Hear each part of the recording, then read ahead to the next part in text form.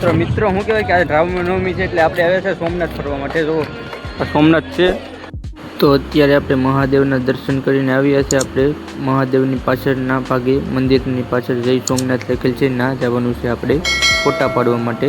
તો આપણે જઈશું ના, તો તમે બન્યા રહેજો કન્ટિન્યુ.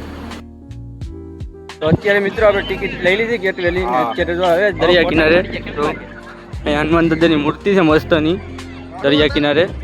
તો તમને આ બધું દેખાડું છું અમે જેમ ફર્યું એમ. તમે બન્યા રહેજો. તો અહીંયા હનુમાન દાદાની મૂર્તિ છે મસ્તની, તો તમે બન્યા રહેજો મારા બ્લોગમાં. તો અત્યારે મિત્રો નાથી આવી ગયા હનુમાન દાદાની ફોટો પાડીને. હનુમાન દાદાની મૂર્તિ ઓલ પર ને અત્યારે આપણે આવી ગયા દરિયાના કિનારે. જો મસ્તનો મસ્ત મજાના પ્રવાસી બધા છે. જો માંડે ને અમે ઊંટ ને બધું છે. તો છે ને મસ્ત મજાનું. તો અત્યારે તમે બના રહો. આપણે અમે ઓલ પર ફોટા પાડવા જઈએ પછી તમને દેખાડશું તમને. તો તમે બન્યા રહેજો. બધા તો ફોટા પાડે છે, નાઈસ ને ઊંટ માથે પડે ને ઘોડા છે ને એવું બધું છે અહીંયા. ને સોમનાથ દાદાનું મંદિર આમ છે. તો નાથથી આપણે આવ્યા છે દરિયા કિનારે ફોટા પાડવા માટે. કારણ કે અહીંયા ગમે ના જાય ના ટિકિટ તો રહેશે. તો પાડી નાખીએ આપણે ફોટા બે. તો તમે કન્ટિન્યુ બન્યા રહેજો. તો અત્યારે મિત્રો શું કહેવાય કે દરિયા કિનારે ફોટા બોટા પાડીને આપણે રહ્યા છીએ સોમનાથ દાદાના મંદિરની પાછળ. જય સોમનાથ છે લખેલ છે. તો તમે પણ દર્શન કરી લો સોમનાથ દાદાના.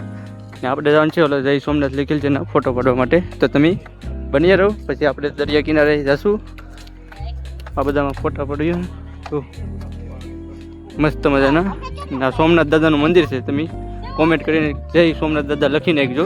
તો અત્યારે મિત્રો શું કહે કે આપણે ફોટા બોટા બધું કમ્પ્લીટ કરી નાખ્યું ને બીજા લોકોએ ફોટા પાડે. જો તમને દેખાડું અહીં જરૂર જય સોમનાથ લખેલ છે મંદિરની પાછળ.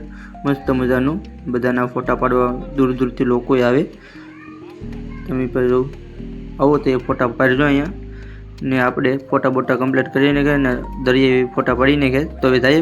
તો અત્યારે મિત્રો આપણે નીકળી ગયા છે ફોટા બોટા પાડીને દરિયા કિનારે. જો હવે જઈએ આપણે ખરીદી કરવા માટે, કારણ કે બધું ખરીદવાનું છે હજી બાકી. ને સાગરભાઈને જાય.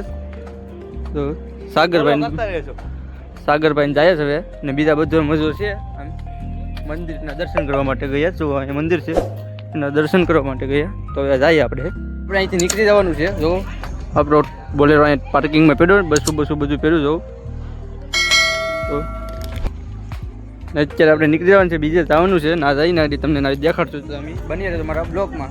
અત્યારે મિત્રો હું કહું કે સોમનાથથી નીકળીને ત્રિવેણી કંઈ ના આવી ગયા મને કંઈ ખબર નથી બરાબર. તો અહીંયા બધા પાણી પાવા માટે આવ્યા છે બધા લોકો. તો બીજા બધા મજૂર અહીં જો આવે ને કંઈક આવું છે અહીંનું પ્રી વેડિંગનું. તો તમે બન્યા રહેજો મારા નાનકડા બ્લોગમાં. તો અત્યારે આપણે આવ્યા છે હિંગરાજ માતાની ગુફાએ, કારણ કે અહીં હિંગરાજ માતાની જે ગુફા છે.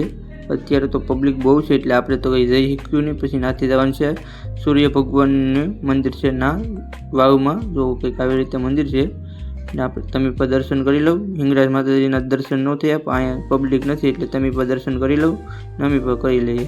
તો પછી ત્રિવેણીથી નીકળીને આપણે આવી ગયા ભાલકેશ્વર મંદિરે, કારણ કે અહીંયા શંકર ભગવાનની મોટી બધી મૂર્તિ છે ને કંઈક આવું છે મંદિરનું લુક. આ શંકર ભગવાનની મૂર્તિની અંદર છે આવું કંઈક. અત્યારે પછી નાથી નીકળીને આપણે ઉગી ગયા છે પ્રાસલી મંગલ માતાજીના મંદિરે. તો આપણે દર્શન કરી લીધા. તમે પછી દર્શન કરી લો ને અહીંથી પબ્લિક બહુ છે એટલે દર્શન કરવાનો ગરીબમાં વારો નથી આવતો. જો દુનિયાની પબ્લિક છે તો તમે પણ દર્શન કરી લો ને અહીંથી જવાનું છે આપણે ઘેર. તો તમે નાનકડા બ્લોગ અમારા બના રહેજો. કોમેન્ટ કરીને લખતા જો જય માં મંગલ. મળીએ એક નાનકડા બ્લોગમાં.